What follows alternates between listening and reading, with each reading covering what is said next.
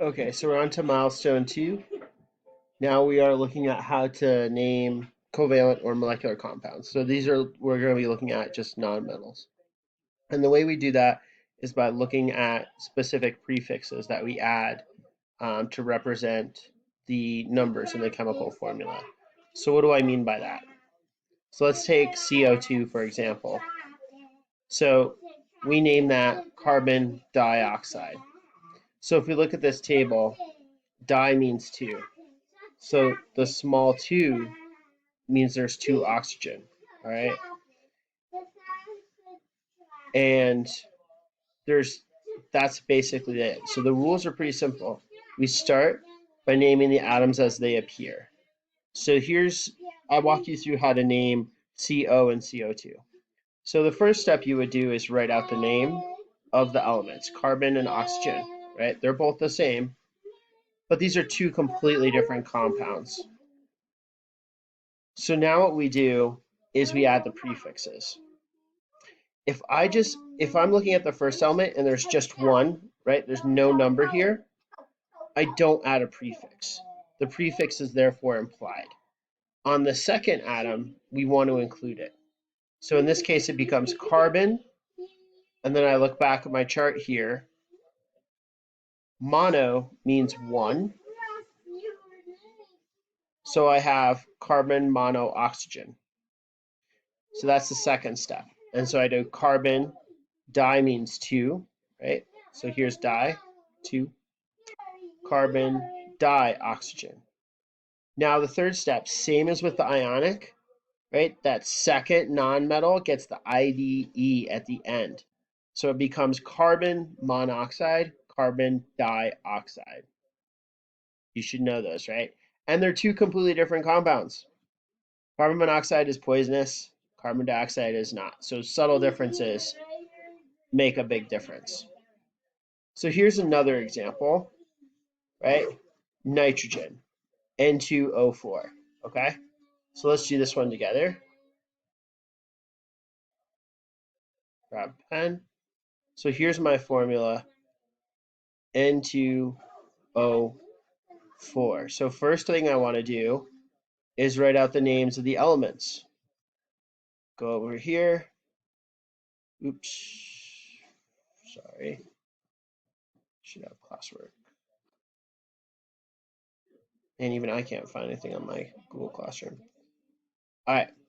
So N is nitrogen, right? So it says it really small here in those letters.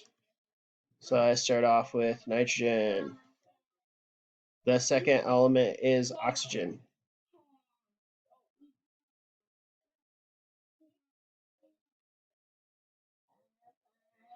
Took me all quarter, but I can almost make this legible. Okay, so nitrogen and oxygen. Now I add my prefixes.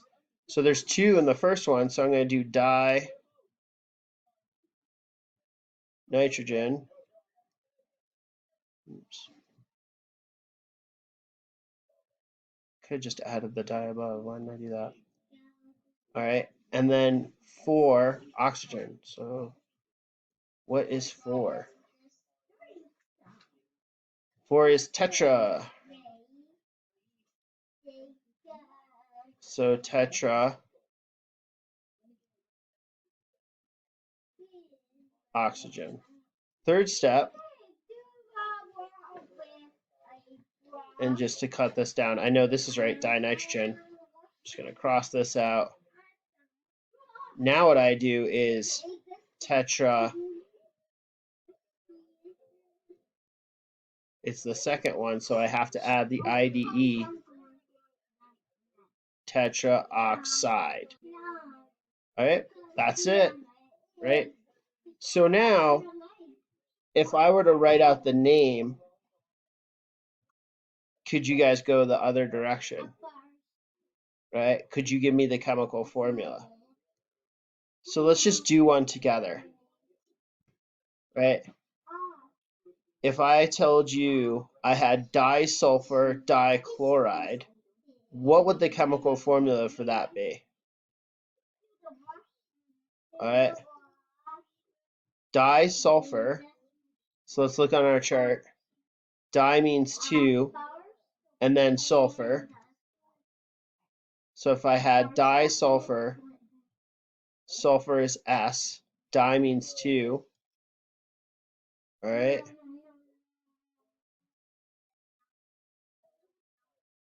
Dichloride.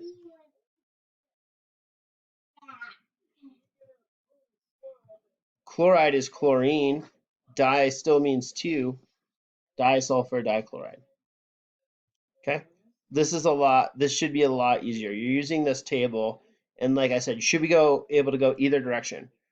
From the chemical formula, you should be able to figure out the written name. From the written name, you should be able to get to the chemical formula. Now, if we were working this out as structures, we would use the octet rule and we'd go through all that. We've already spent time going through all that, so I'm not including it. So you should be able to understand how to write the name of the chemical formula and how to write the chemical formula from the compound name. All right.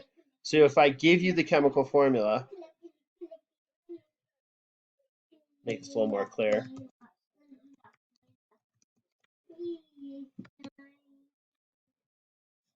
Right? You should be able to figure this out in either situation. Why is it always one? Grammar. All right. So when you're putting together your resource, you want to be able to do those things, right? You want to be able to go in either direction. From CO2 is carbon monoxide, CO2 is carbon dioxide. You want to be able to how to write the chemical formula from the compound name. You want to be able to write the compound name from the chemical formula.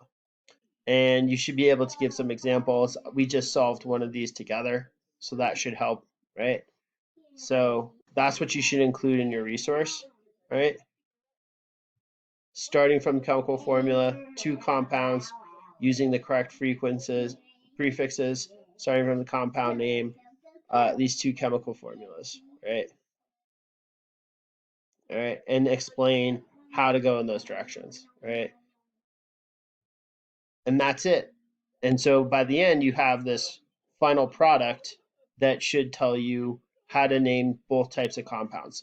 And then, like I said in the overview video on Thursday, we'll throw in what they call polyatomic. So you kind of may have seen them already.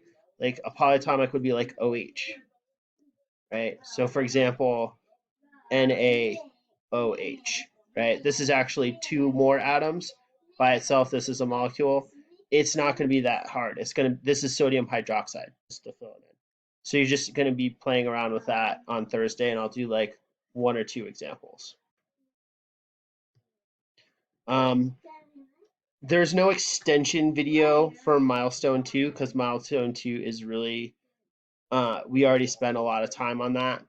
If you need more practice for doing the octet rule, just look back at the old assignments. All right. So there's the extension video that I'm going to post to get this assignment for cations and anions and charge and periodic table, and maybe play around with transition metals. Remember to use office hours if you need them. So I will split up office hours tomorrow. The first hour, I can do an instruction if anybody shows up on milestone 1. The second hour, I can do an instruction on milestone 2, and then I'll repeat that on Thursday as well. All right. Good job, guys.